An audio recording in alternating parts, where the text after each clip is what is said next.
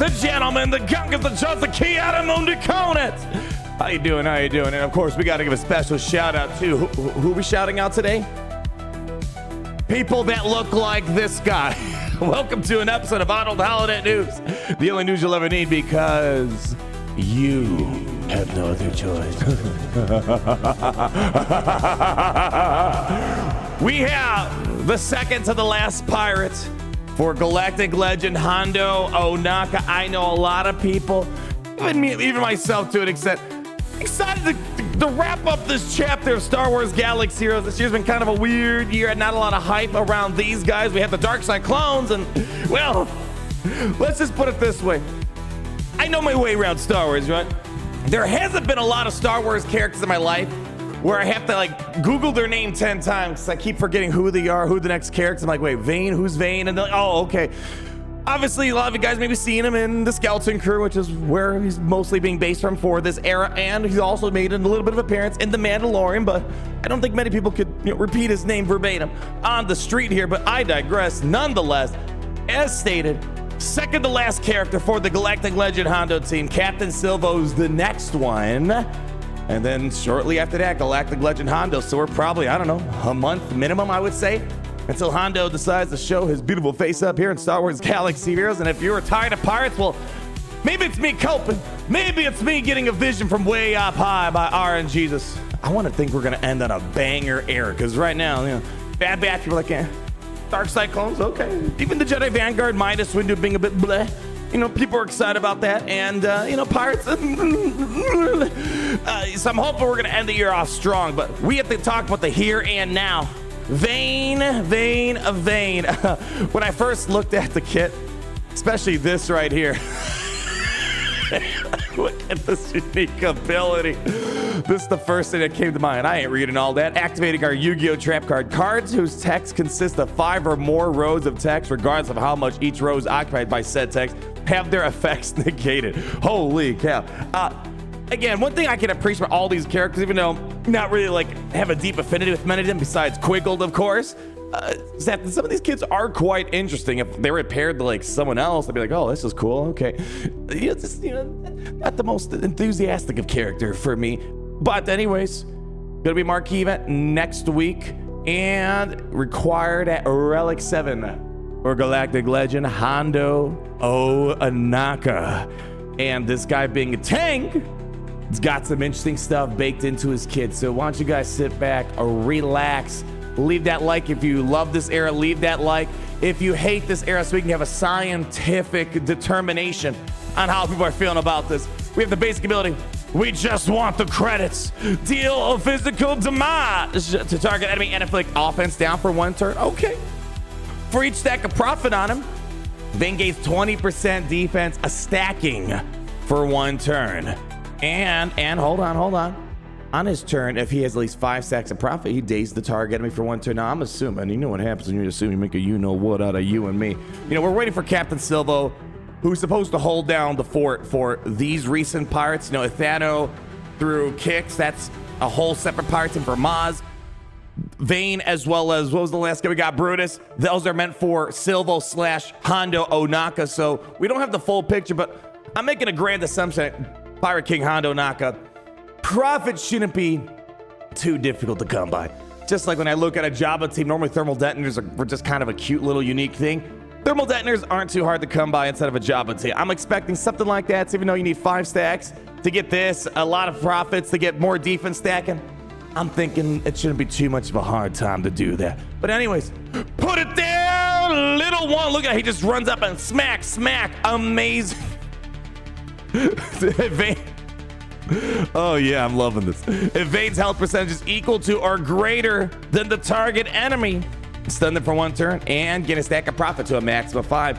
And if Vane's health percentage is lower, recover 25% health, evasion up, okay, for 1 turn, and then deal physical damage to target enemy.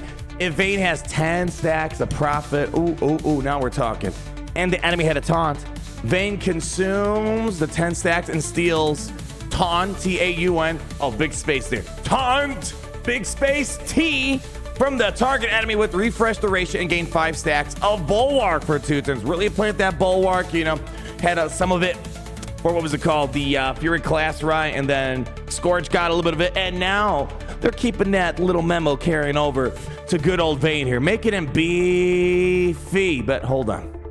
We have this here. It must be fake. Special 2. There we go. Look at that animation. He's even surprised himself. Vane dispels all debuffs on all other parts. I think this is more of a reference to the Skeleton Crew when they saw the one credit, right? The Old Republic credit.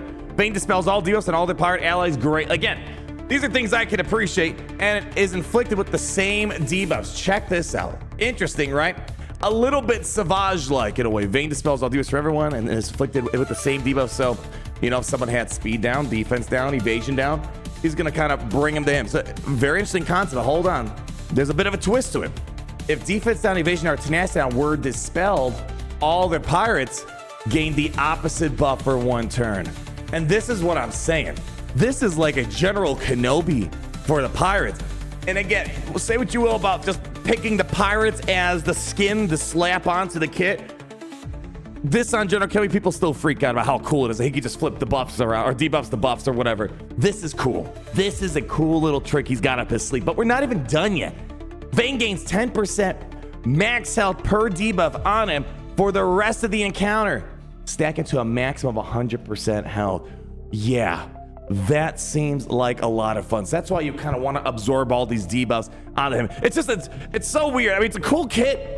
I'm just not really connecting the dots. Like, it makes sense to him lore-wise to do. This is a pretty neat little, you know, tank trick that he's got going on. But we're not even done yet. If we got the Pirate King Hondo Naga, which we got to wait another month plus for, the max health stacking is doubled to 200%.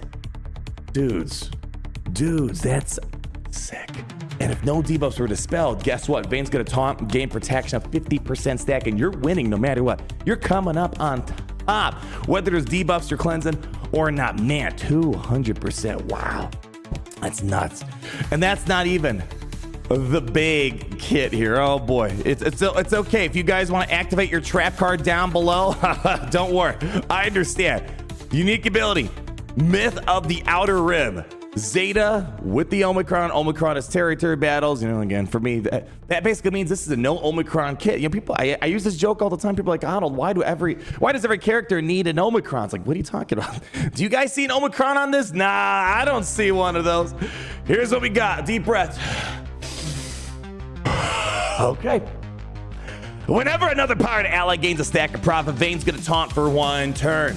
At the start of the battle, it's a lot of taunting. Very cool. So again, feels almost reminiscent of General Kenobi to an extent where anytime someone gets critically hit, he's going to taunt, right? Kind of something like that here too. And profit isn't going to be too hard to come by. At the start of the battle, if all allies are pirates, our favorite cause when they lock us in so we don't get too experimental, right? We love when we can't play around for our characters. Vane gains 50% max health and max protection. Do I need to remind you about the protection up stuff, the max health gains from before? I think I don't need to. And whenever another pirate ally takes damage while he is taunting, this is an insane. Let me read it. Let me just read it for a sec, okay? Before I keep jumping in. This is an exciting kit. Okay, whenever another pirate ally takes damage while he is taunting, Vane equalizes his health and protection with the weakest ally at the end of the turn and gains 2 stacks of Bulwark for 1 turn. And if the allied leader is Pirate King Hondo Naga, he gains 3 stacks of Bulwark instead. So far, we have a bit of General Kenobi in here. This is a Geonosian Brood Alpha type of lead thing where he's constantly equalizing over and over again. Dude, that is great. Oh, man. When you think about it, we don't have like too much health equalization in this game, right? I mean, you know, we have like Barris, right? Yeah, he equalized his health too. Boy, it's been a while since Truth was really a thing. You know, we have heals, right? But health equalization, kind of something I feel like they don't use too often. So this is kind of neat to see here. And then whenever a pirate scores a critical hit, another pirate team more specific, this is a little bit different. Whenever they score a critical while Vane is taunting, he recovers 10% health and protection. If Vane has less than 50% health, he recovers 25% health and protection instead. That's nice. And then Vane has 20% critical avoidance per debuff on him. So we already talked all the benefits before.